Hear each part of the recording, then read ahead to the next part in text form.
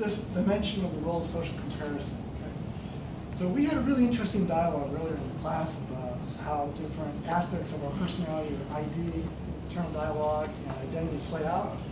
Whether that be our culture playing into it, our color of our skin, things we associate with as far as ethnicity and age, all that's into the backdrop of our culture, okay? And so we're going to do a little social media test right now. We're going to put this particular talk on social media, and we'll see what kind of hits it gets, but I'm also interested to see what kind of comments. So if you're watching this video right now, I would like to get your reaction to this particular demonstration of what it means to be in our society playing out social roles and comparing yourself to everybody else around you, okay? Keep it straight. That's right, keep it straight, okay. So, I have a particular theory that we talked about in the first class, which anyone remembers how people look at their environment and they say, man, things are messed up, MEST, right? So MEST is an acronym which I use quite a bit. Acronyms are just words taken apart from the letters. So MEST is matter, energy, space, and time. That's the physical dimension of everything. Ask any physicist, they'll tell you matter, energy, space, and time. MEST. But what happens in our society, in our world, things become psychically or psychologically corrupted, in which matter, which is just simply, what matter, right? Becomes something that's a matter. Like, it's a matter of concern. And energy becomes something where people are trying to steal it from. Space becomes something to where people are invading it all the time. And then time becomes something where people are really concerned they don't have enough time, or the time might get stolen. Do you understand? People run around and say, I don't have enough time.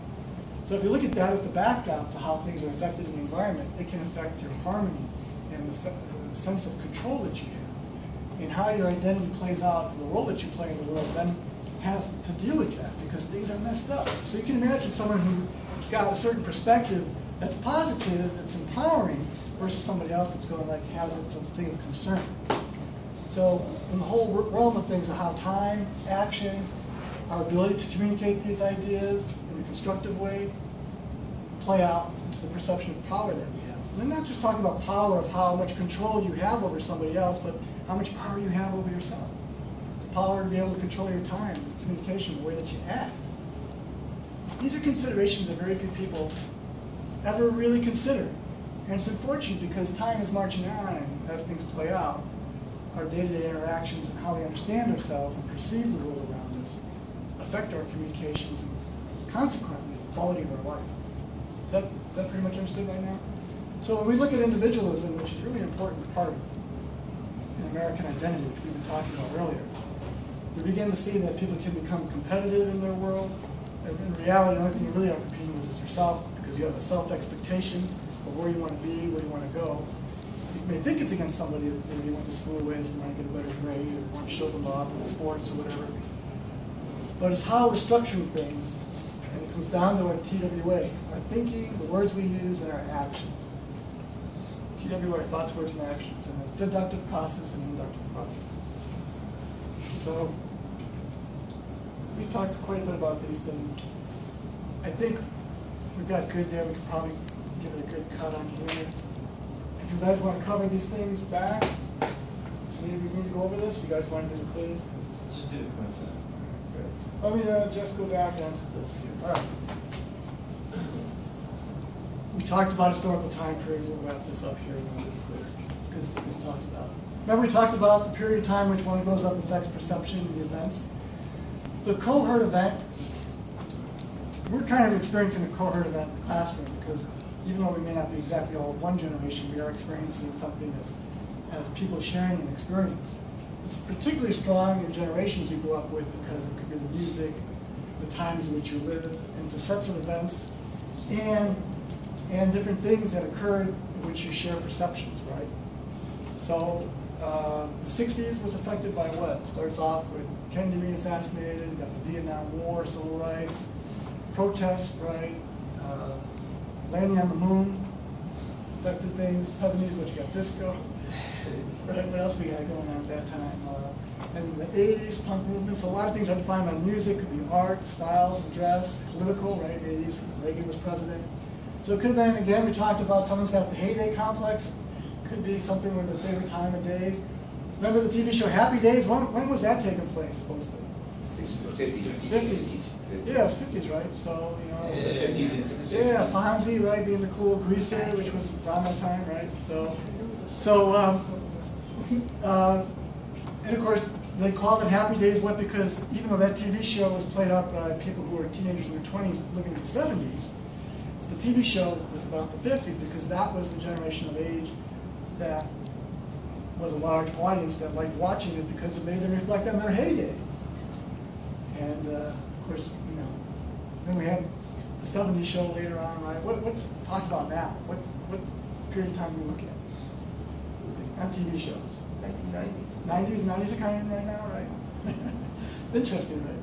So you see all this also reflected, like Kodak moments, Instagram, Pinterest, pictures, all this stuff. Are you familiar with the word zeitgeist? It's a German word. Zeitgeist is very interesting because it just means it's a definition of the spirit or the mood of a particular period of time. And someone who's going to relate to their heyday, their favorite period of time, what they experienced, because there was some enthusiasm or some excitement that was going on at that particular period, they're going to say that was really cool. For some people who are still around from World War II, even though that was a heavy-duty period of time, some of them still wearing their little uniform or what ship they were on or where they were serving, we'll talk about that being an amazing period of time for them. It might be related to their youth. It could be something that had happened that they thought was an amazing period of time. Okay, so I want to reference that now is obviously the most important period of time that we've got, right? Because there really isn't nothing else. If you look at now as an acronym, nothing other waits for you, other than just your appreciation of hearing around what's happening. Okay, we'll wrap it up here and we'll do a quiz. You know, I've been finding a lot of stuff about Lincoln these days since we had that first slide on. I just been finding more and more about it. If you can't read the quote, I'll read it really quick. Every man, now we would say, every human is said to have his or her particular ambition.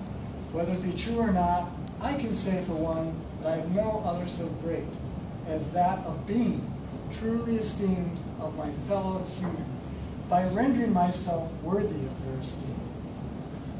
So maybe he's looking outside for approval and acceptance, but the way he wants to be in your life is something that I'm of service to you, that what I'm saying fits into your world. I'm present to you in such a way that my social role or position in society fits within your world of perception so you can communicate with me. So in my realm, in my projection, my modus operandi is that I want to feel that things are right for you, that it's safe, you feel comfortable around me, that you can talk about it, and we can share each other's experiences. And whatever expectations are, that you're tied into it, and it's all open, right? And all those factors are affected by our education, our training, and socialization, of course, and how we're cast. But it's all open to interpretation of how we can do it. All right. Any questions per se before we do the quiz?